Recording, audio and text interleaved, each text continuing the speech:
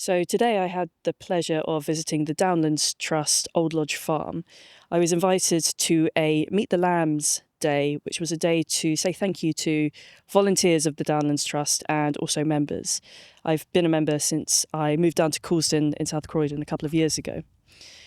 The Downlands Trust is a charity largely consisting of volunteers and volunteer trustees that supports the conservation and management of areas of countryside, particularly ones that connect North East Surrey to areas of South London. Many of these places, which are called triple SIs, sites of special scientific interest, are now part of the South London Downs National Nature Reserve. If you haven't heard of the South London Downs, that's because it's very new. It's the newest reserve in London. It was founded back in 2019. So I went down to the Downlands Trust headquarters. This is in Carshalton, and I got to interview a couple of people there. I spoke to Sean, who is the senior grazing officer, so we'll get to know him. And I also met Elspeth, who is both my neighbour and a volunteer with Downlands Trust. So this is a bit of a break from, obviously, the fantastic Walking Month content that is largely coming from my co-host, Michael.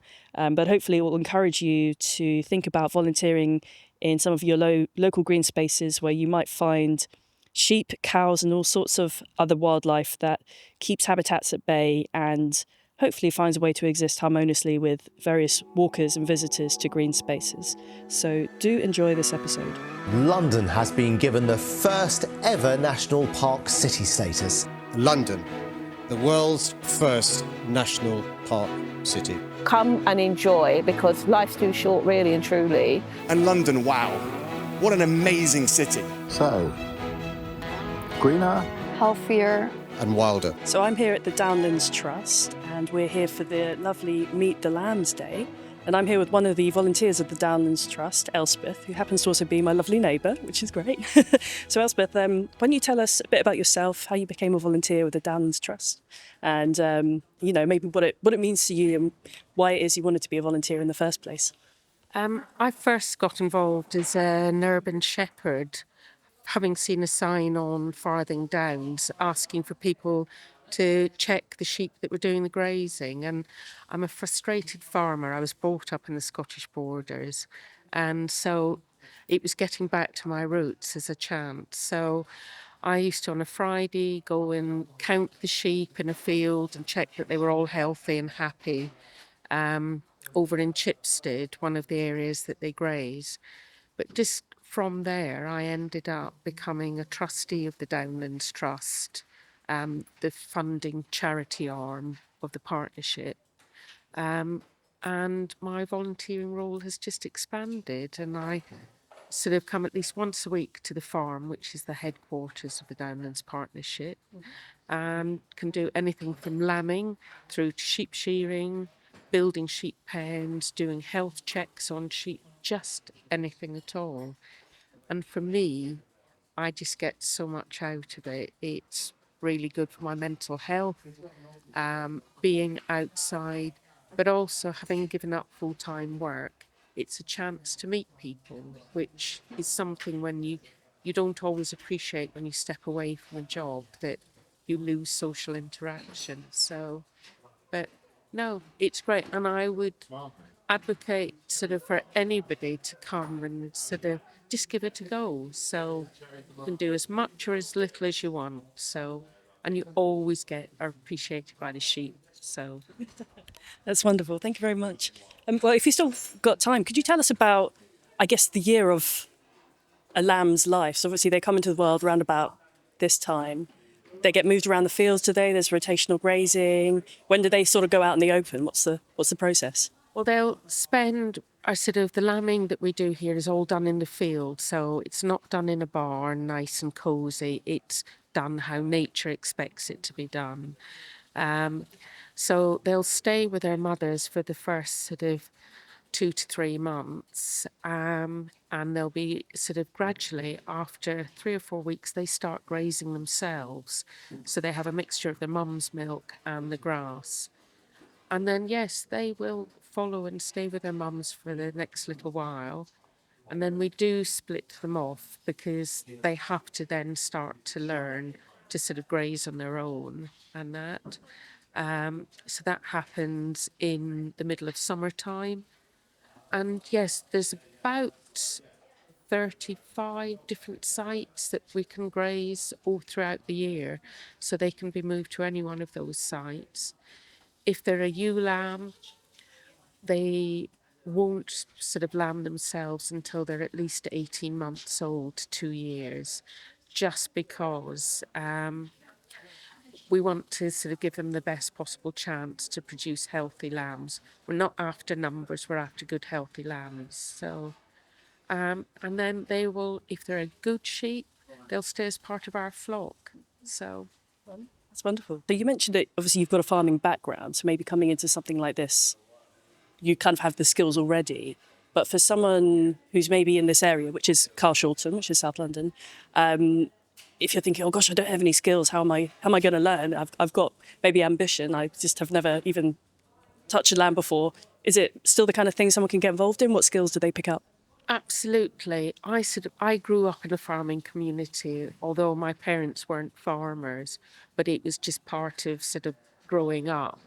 But no, there's lots of training given here, and you can be as hands-on or off as you want. So we're never pushed into doing something we feel uncomfortable with. You can sort of, it's very much a sort of watch, see what others are doing. If you fancy a go, Sean and Damien, the two grazing officers, are very encouraging. And the other volunteers all bring different skills. We've had some who are very good with woodwork and that. And I've learnt to use power tools. I never thought I would. So Very useful skills. that's it. So it is a really nurturing environment. So I wouldn't be put off at all.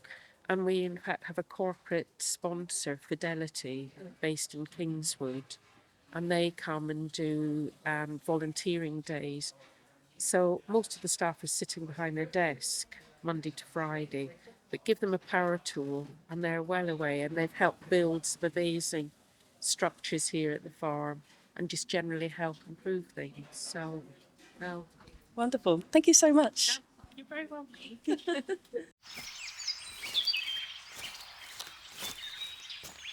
So my name is Sean Grufferty.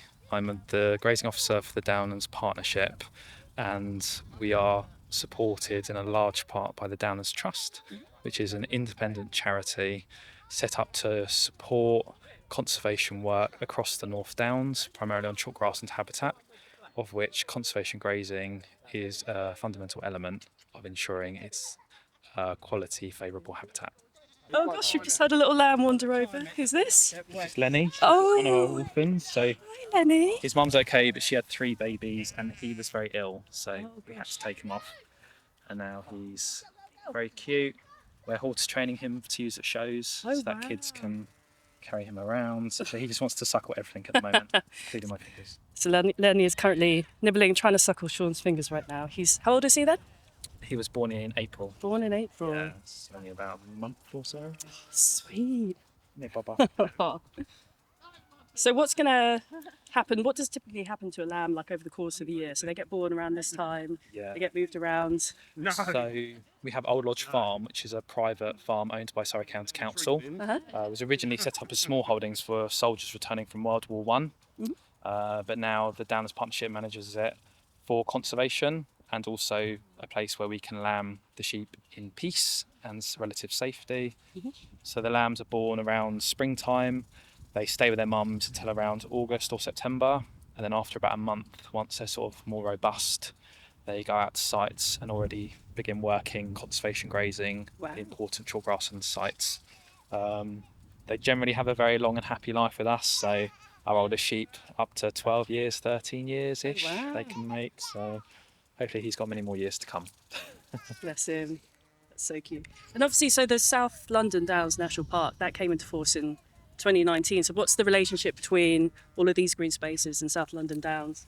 I suppose some of them are on the periphery. We do manage some of the sites that are in the national park.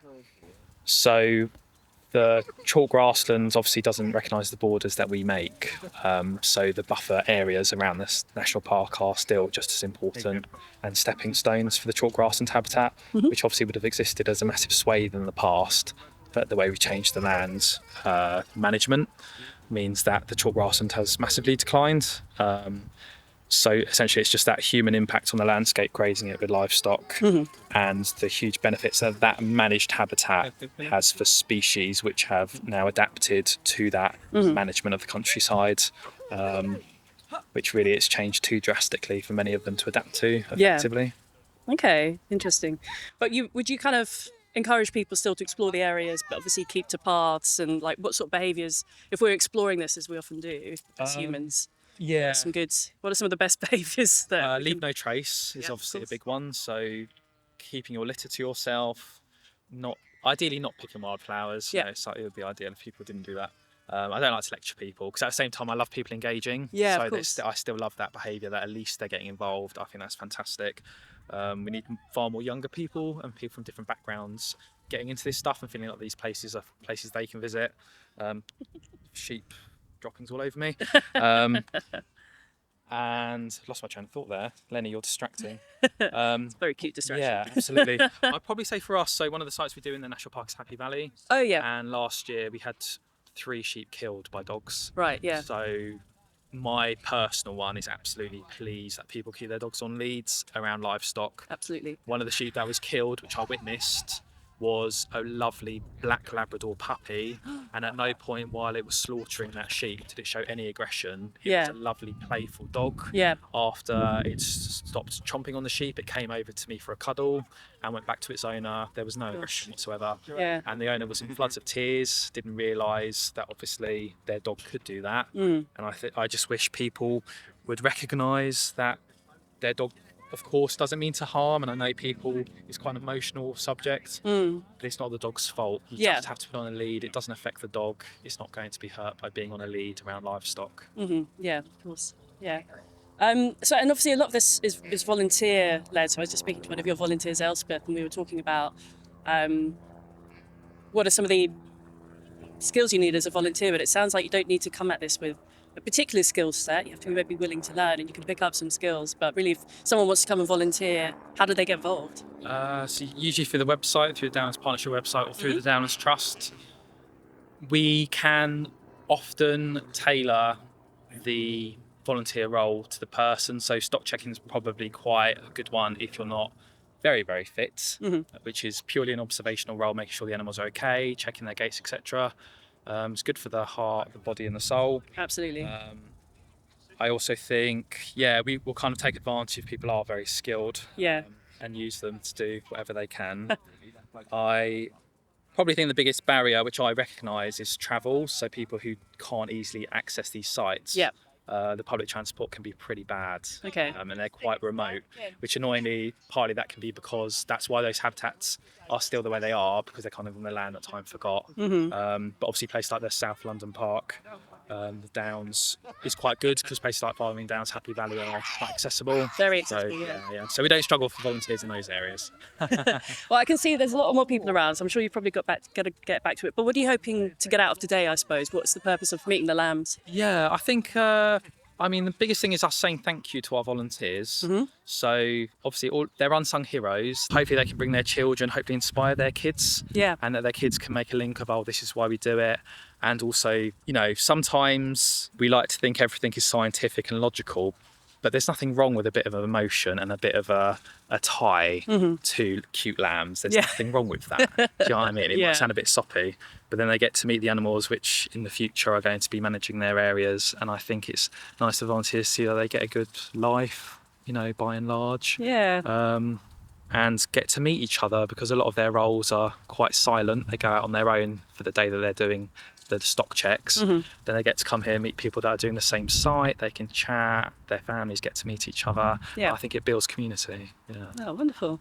Oh, thank you so much. Really appreciate it. And looking forward to meeting more of the sheep. Brilliant. Come and enjoy, because life's too short, really and truly. And London, wow, what an amazing city. So, greener, healthier, And wilder.